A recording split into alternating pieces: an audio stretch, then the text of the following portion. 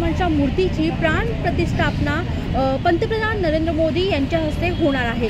त्यामुळे संपूर्ण देशभरामध्ये भगवमय वातावरण हे झालेलं आहे। सर्वत्र दिवाळी ही साजरी करण्यात येणार आहे। 500 वर्षानंतर प्रभू श्रीरामांचा उत्सव हा साजरा करण्यात येत आहे। आणि आज आपण पाहू शकता FMC या मार्केटमध्ये उभा आहोत। आपण पाहू शकता की या ठिकाणी मोठ्या प्रमाणात फ्लॅग हे लावण्यात आलेले आहेत आणि या फ्लॅगवर संपूर्णपणे प्रभू श्रीरामांचे चित्र आहेत आणि मोठ्या प्रमाणात ग्राहकांची या ठिकाणी फ्लॅग खरेदी करण्यासाठी झुंबड देखील लागलेली आहे। प्रत्येक जण आपला हा फ्लॅग घरावर किंवा ऑफिसमध्ये किंवा स्कूलमध्ये हे फ्लॅग लावणार आहे आणि त्याचप्रमाणे दिवे, फुलांच्या माळा हे देखील FMC या मार्केटमध्ये खरेदी करण्यासाठी नागरिक येत आहे। संपूर्णपणे दिवाळीसारखा उत्सव 22 तारखेला साजरा करण्यात येणार आहे। FMC मार्केट हे पूर्णपणे भगवमय झालेलं आहे आणि मोठ्या प्रमाणात ग्राहक या ठिकाणी खरेदी करण्यासाठी येत देखील आहेत। 22 तारीख को तो हमारी नई दिवाली होने वाली है। हमारा देश में जितने भी देश प्रेमी लोग हैं हमारे श्री राम भगवान को याद करेंगे। घर घर में हम दिया जलाएंगे, हर घड़ी में अपना झंडा लगाएंगे। 22 तारीख को प्रभु राम जी अयोध्या में विराजमान हो रहे हैं। हाँ, 22 तारीख को एक खुशी है हमारी, जो 500 साल बाद हमारी भगवान हमको मिले हैं। वहाँ उनकर श्रद्धा के लिए हम लोग सब जाने की कोशिश करेंगे। 22 तारीख को अयोध्या में प्रोग्राम है। उसी सिलसिले में हम लोग फ्लैग खरीदी करने आए हैं, कैप खरीदी करने आए हैं।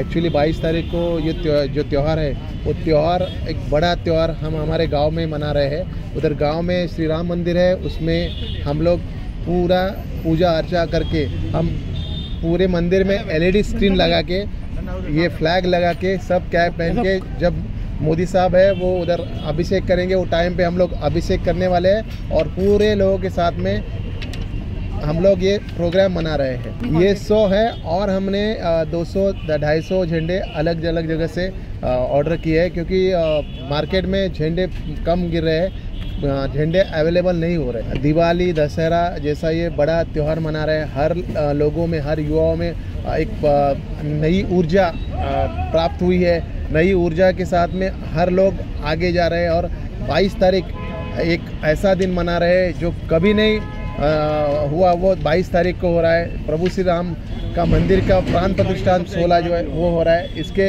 लिए हम लोग आगे दौड़ रहे हैं। 22 तारीख को तो हम ये चाहेंगे, हमें मानते हैं कि हमारे जितने त्यौहार हैं जो हम मनाते हैं, ये सब त्यौहार से हटके हमारा ये सबसे बड़ा त्यौहार है, सबसे बड़ा दिन हमारा माना जाएगा।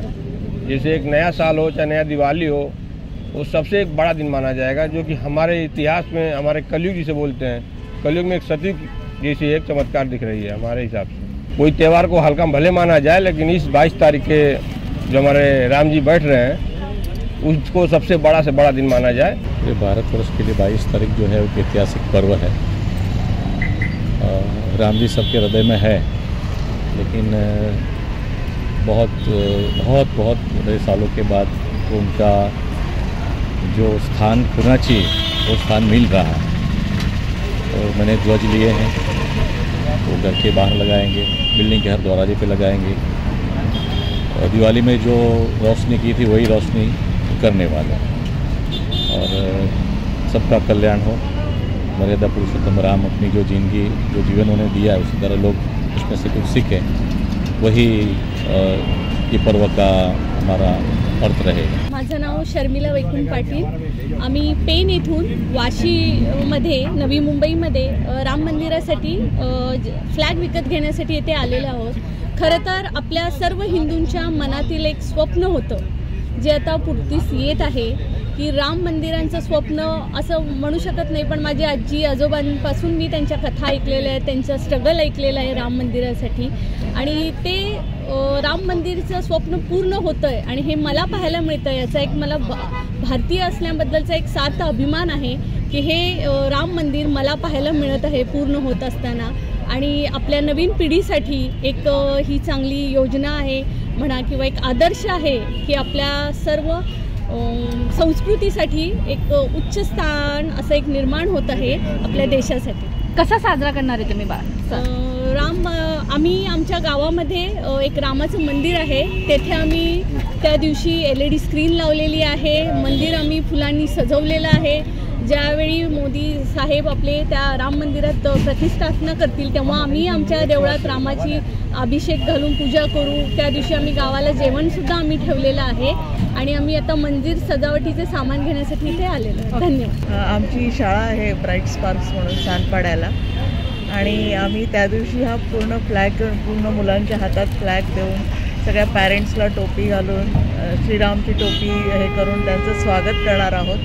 आणि त्या दिवशी आम्ही धूमधडाक्याने पूर्ण देवाची पूजा करून हे सेलिब्रेट करणार आहोत. आणि विशेष म्हणजे आम्ही आमच्या ॲन्युअल डे जो आमचा होतो मार्चला, त्याच्यासाठी पण सेम थीम ठेवली आहे की यावर्षी आम्ही पूर्ण रामायणवर त्यांना मुलांना जन्मापासून तर एंडपर्यंत काय काय घडलं सगळे कॅरेक्टर त्याच्यातले सगळे आम्ही दाखवणार आहोत. त्यामुळे एक नवीन वातावरण आत्तापासूनच सुरू झालं आहे. जरी आमचं ॲन्युअल डे 9 मार्चला आहे, पण पूर्ण तयारी आम्ही आत्तापासून सगळी करतो आहे आणि तो वातावरण निर्मिती झाली आहे. त्याच्यासाठी एक मन प्रफुल्लित झालं आहे की हो दिवाळीसारखा सण साजरा करू. 22 तारीख को हम हमारा मैम का स्कूल है, मैं वहाँ पे टीचर हूँ. मेरा नाम खुशबू है. वहाँ पे हमने सोचा है कि ये फ्लैग लगाएंगे और बच्चों के हाथ से थोड़ा सा परेड जैसा रैली जैसा करेंगे और पेरेंट्स को भी टोपी वगैरह पहना के उनका थोड़ा सा वेलकम करके उनको करेंगे और पूरा दिए लगाएंगे, थोड़ा सा रंगोली वगैरह जैसे दिवाली में हम भगवान के लिए करते हैं कि जब वनवास से वापस आए थे तो हम दिवाली मनाते हैं, उसी तरह इतने सालों बाद मंदिर में वापस आ रहे भगवान जी, तो वो हिसाब से हम वही सेलिब्रेट करेंगे. Video journalist Anil बाबरसह प्रियाजबांचा report, Navi Mumbai.